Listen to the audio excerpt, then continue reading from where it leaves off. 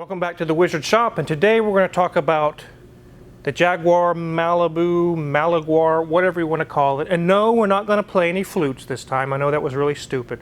You know, guys, don't have to worry about that again. We got some really cool updates, some bad news, and some good news. Let's get started.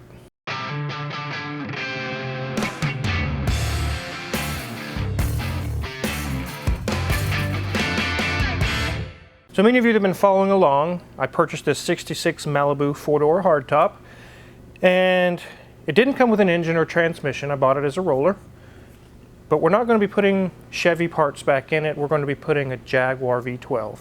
If you want to know more updates on that or what's happening, check the previous video, and it describes everything that we're doing. But today, I'm going to show you a few updates in the engine bay and start talking about some engine work.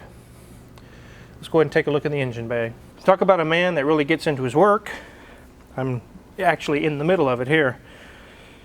So what I've done so far on this cross member, so I used the engine that I had to fab up everything that's going to be needed. I've welded in some motor mount extensions with gusseting on it.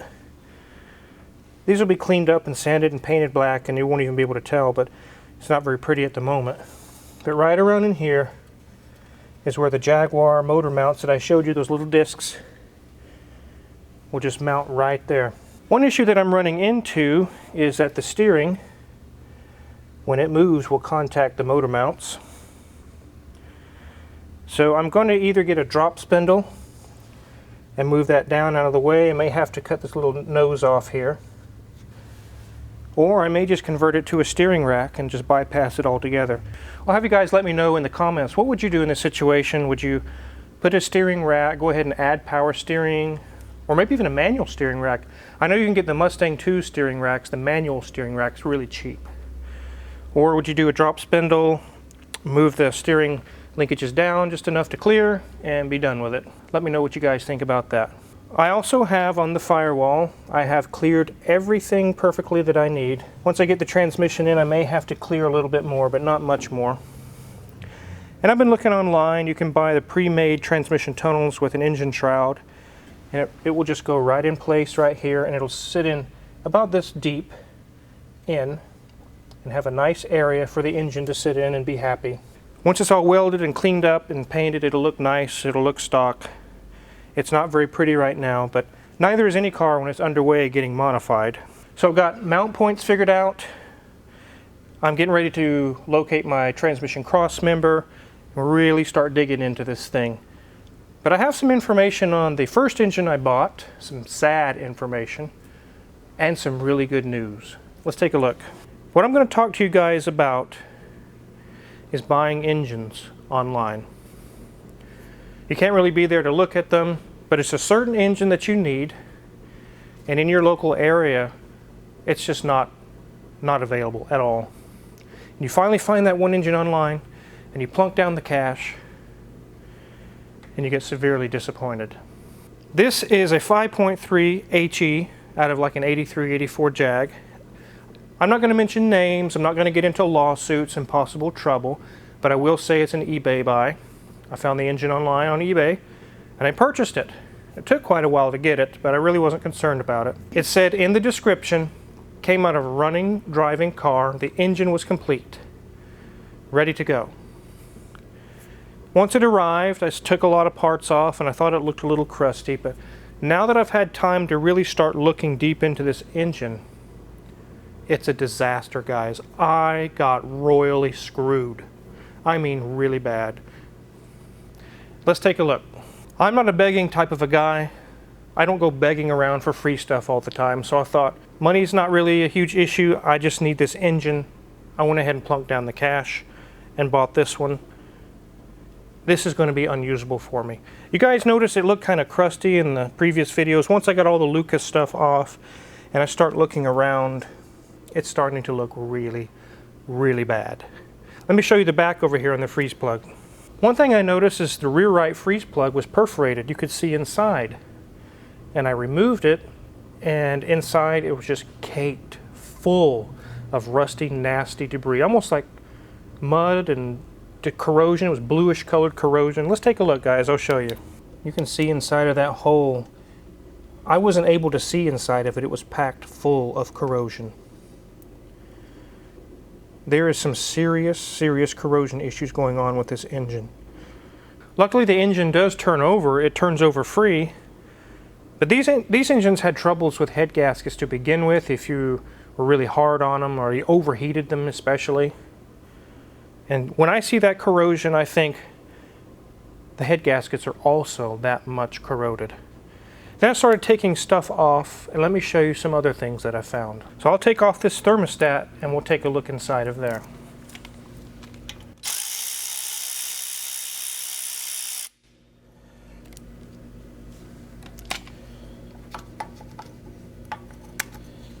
You can see there is no thermostat. It never had one, or either that or it fully corroded into oblivion. Look at that, guys. Let's take a look inside the cavity here. Look at that, guys. My goodness, it's completely blocked off in there. It's disgusting. Everything that's on this engine, look at that. Look at that. I'm just peeling off entire caked up. I don't know what happened to this poor engine. It's completely blocked off inside of there. I can feel it. It's like it was sitting in the bottom of the ocean or something. Now, you know, Car Wizard, some people in the last video said that it could have been used as a boat anchor. It very well could have been, and we could use it on our boat as a boat anchor, I guess, if we wanted to. Based on what I'm seeing, I don't trust any of the freeze plugs. I don't trust the head gaskets. It's really bad. Let's go ahead and take this coolant pipe off and look in through there.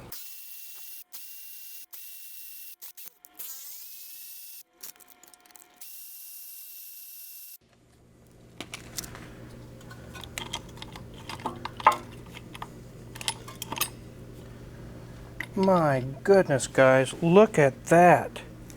Water can't even flow through that at all. Not even 1% open. If this was arteries to a person's heart, they would be having a heart attack right now. It is completely blocked off. This engine's unusable. I cannot use this engine. I'm going to have to tear it down, pull the heads off, flush the block out. It may be usable after going through it. It may not be. Once I get the heads off, I'll find out how bad is this engine. This is a scenario that I've been through before actually with customers. They'll send me a good used engine and they want my Car Wizard seal of approval guarantee that they have a good engine. There's no way to know how bad it is until we take it apart. And most people say, I don't want to pay you to take it apart, I just want your guarantee. And that's when I say, I am not giving you a guarantee. And if you don't like it, don't have us do the work. This looks bad, but I bet when we start taking the heads off, it will be 10 times worse than even what we see. So this engine off the table. It is not going in this car. I'll save it for a future project. We'll go through it, we'll clean it up and make it usable again. But luckily someone came to the rescue. I was kind of at my wit's end here and I was thinking, what am I going to do? I'm halfway into the swap. I got you guys all excited about this. I'm going to go through eBay and try to get my money back or figure out what's going to happen here. Very likely I'll just have to end up keeping it. But the thing is I thought about my old Rolls Royce. You guys have seen that old Silver Shadow I had, and it went away to J&J Auto Salvage in Ohio. It's been gone for a while. They've been parting it out, and who knows where all the parts are now. But the thing is I know that they supply a lot of used parts to a lot of YouTubers. I also know that in this industry, if you want guaranteed good engines, good transmissions, and you don't have time for this garbage, you have to get in contact with J&J Auto Salvage. They will not send you this garbage. They test their equipment, they make sure it's all good to go, and they make sure that when you get the product, it's usable, ready to go in. So they have hooked us up here. And ta-da! Here it is. This one does not look like it's been sitting at the bottom of the ocean. It actually looks the part that it just came out of a running car. It really does. I got in hold of John Tesmer at J&J Auto Salvage. I explained my situation. I was like, man, this is nuts. I can't believe that this guy did this to me. In fact, the engine that they advertised online is not even the engine that I got. I matched up some things. It's not even the same engine. And John told me, he said, Car Wizard, worry no more. We got it taken care of for you. We will come to the rescue here. And it wasn't just a few days later, this pallet showed up. I can tell from looking at it, this one is going to be the engine we use. The nice thing is this is out of a 94 XJ12. It's actually the 6-liter. It's bigger, more power. We're going to have to go through and again remove all of the Lucas electronics and things and intakes. We have the intakes from Affinity Imports. Those will also work on this engine. We will probably remove the distributor. It's a different electronic setup. We'll take the distributor off the junk engine and put it onto here. It bolts right up. It'll be the same setup, but we use the GM HEI ignition to run it. This one will have more power. This one will be, I can tell already, a much better condition engine. And it has the serpentine belt drive set up. I'm actually very excited about that. That's really cool. Much more modern looking engine. I was going to use a 700R4 or something like that behind that engine, but I'm not sure that it would be able to handle the power of this engine. This engine's getting up there 350 or more pounds of torque, especially after we do away with all this garbage and put a carbureted setup on it. A 700R4 may be able to handle the power. It may not. And I'm not really interested in spending $2,800 to have somebody rebuild it to make it bulletproof. I don't care about that. But luckily, J&J Auto also hooked us up with that. Let's take a look at the transmission here. This transmission is actually the one that's supposed to go with this engine. In fact, it came off of this engine.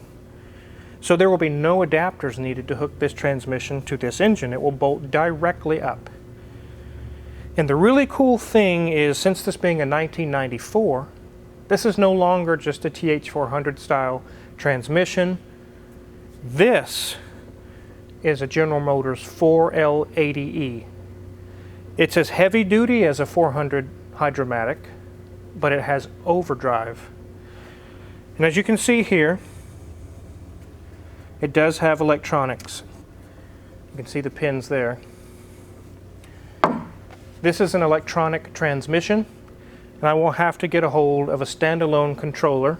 It will need a tachometer and throttle position and just a couple sensors, and it will be able to operate this transmission just as if it's in the original Jaguar car. The nice thing will be is that I have no concerns whether it can handle the power of this engine. Even if we were to tweak this engine for more power, still no concerns whether or not this can handle it. This is a 4L80E, very, very strong transmission. And I still get to have overdrive. That's the really great thing. I can get on the highway at 70 miles an hour, 75, 90, 100. We don't know what this thing is going to do. And I will be installing cruise control. Hit the cruise and just cruise. And the engine's not winding out really high. So I'm really excited that J&J hooked us up with the entire setup. J&J also sent us the radiator that came out of the 1994 XJ12 Jaguar.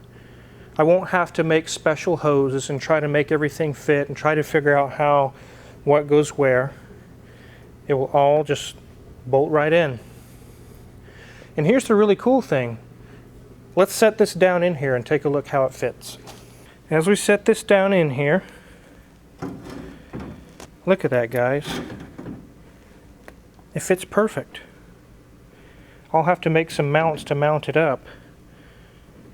But it's thin. It doesn't stick out real fat like a really thick radiator. It's thin. The engine will probably sit right around in here. We'll have electric fans on the other side. We'll have our condenser in here as well and a transmission cooler. But I will be able to use all these connections, stock hoses, stock lines, everything. That's really going to save me a lot of time and a lot of thinking of how to figure out how to run the coolant hoses. You just buy new hoses and hook them up. The nice thing about the radiator is I won't have to spend so much time with the hoses. The only thing I'll have to spend time with is how to mount it to the core support. And that's really going to be a lot easier than trying to fool with the other stuff. Here we have the drive shaft that is the original drive shaft to this Malibu. And just like most swaps that you do on any car, you either have to lengthen or shorten the drive shaft. It never comes out to be perfectly using the original drive shaft. And one issue I come up with is that this transmission input sleeve right here is for TH350, Power Glide, 700R4. It's smaller. It will not fit into the 4L80E or TH400, which is what this piece of junk engine had, was a 400.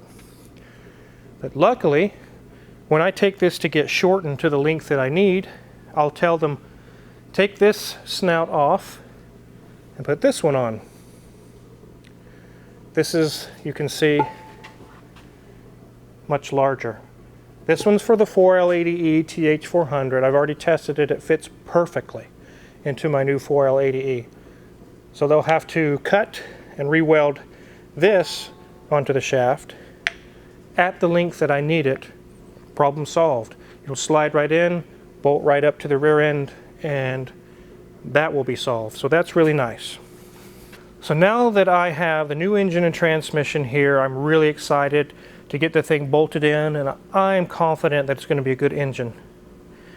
Tavarish, Watch JR Go, Tyler of Hoovie's Garage, all these people have used parts from J&J Auto Salvage, and I've never heard of them ever having to return them because what they received was junk. It has always worked, always been in good condition, and that's kind of how they run their business. So if you're in the market for a used engine and you're looking and saying, I wonder if I get a good one or not, you don't want to end up with a pile of garbage like this. Go ahead and click the link below. There's a link to J&J Auto Salvage. Get a hold of John. He will get you taken care of and get you sold whatever you need. So if you're interested in what kind of tools we use to do these kind of swaps, or really any kind of work in the shop, check my Amazon affiliates link in the description below. You'll also find the ratchet that I just used, the Milwaukee ratchet. I use mostly Milwaukee power tools. And if you haven't hit the subscribe button already, I really recommend you do that now. We just got some more cars in that are going to really be awesome videos. You guys don't want to miss it. Thanks for watching.